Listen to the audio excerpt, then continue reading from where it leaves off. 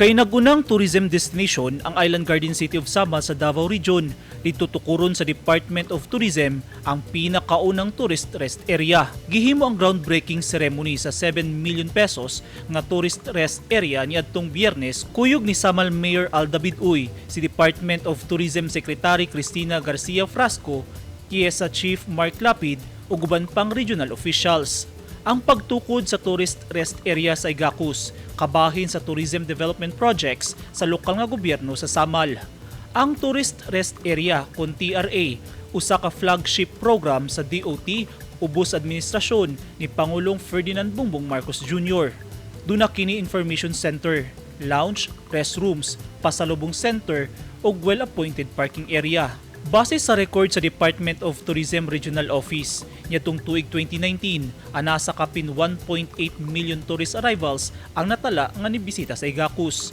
Apan sa dihang mihapak ang pandemya nitong tuig 2020, miubos ang ihap sa tourist arrivals sa Igacus tungod sa gipatumang mga restrictions batok COVID-19. Bisan pa man nga dunay pag-ubos sa ihap sa mga tourist arrivals sa isla, naglaom ang DOT nga pinaagi sa pagluag sa mga health protocols, mapasdang na niini og balik ang sektor sa turismo. Nakita sab sa DOT nga usa sa makatabang sa pagpalambo sa tourism sector ang pagtukod og mga tourist rest areas sa matag rehiyon. Napili ang Samal nga hatagan sa proyekto kay matud ni Tourism Secretary Cristina Garcia Frasco.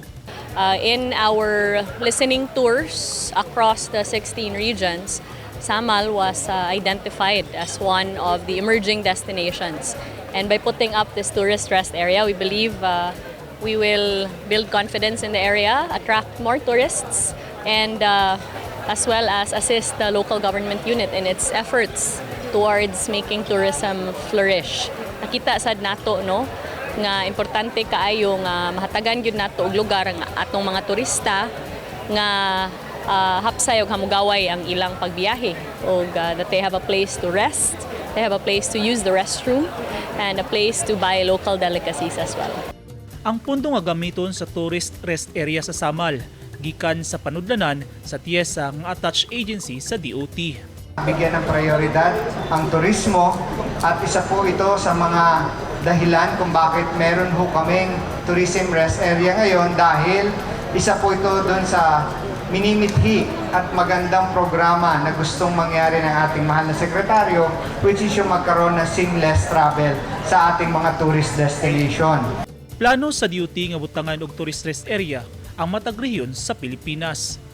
Mauna ang atong tinguha sa atong presidente nga ang tanan gayud nga regions nato ang mabutangan og tourist rest area.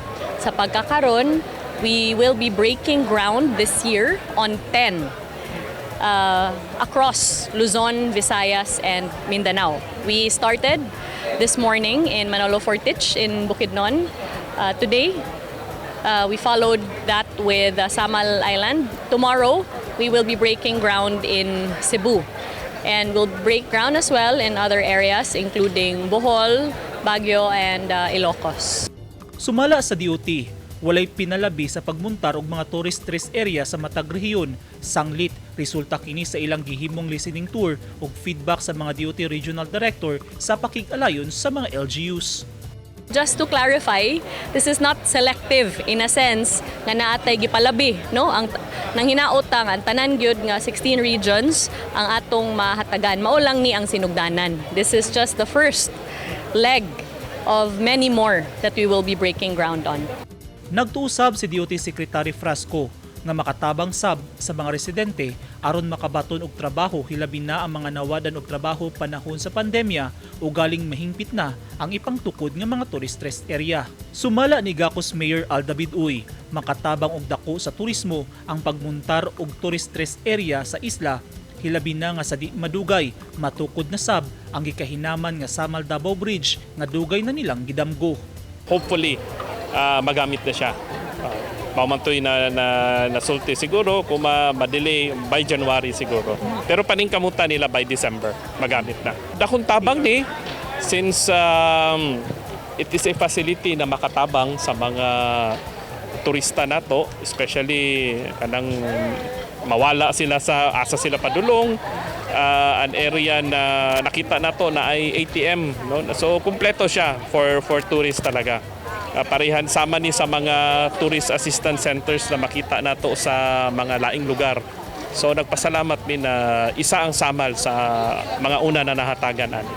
Dugang ni Mayor Uy, gawa sa tourist rest area, nakaplano na sab nga itukod ang public market, integrated terminal ug convention center nga itukod sa New City Hall compound sa isla. Naglaom ang DOT nga ubos sa Administrasyong Marcos Jr. makabot sa gobyerno ang tinguha nga mamahimong tourism powerhouse of Asia ang Pilipinas. Eugene Hinutan, Newsline Philippines, Davao Region. Stay safe.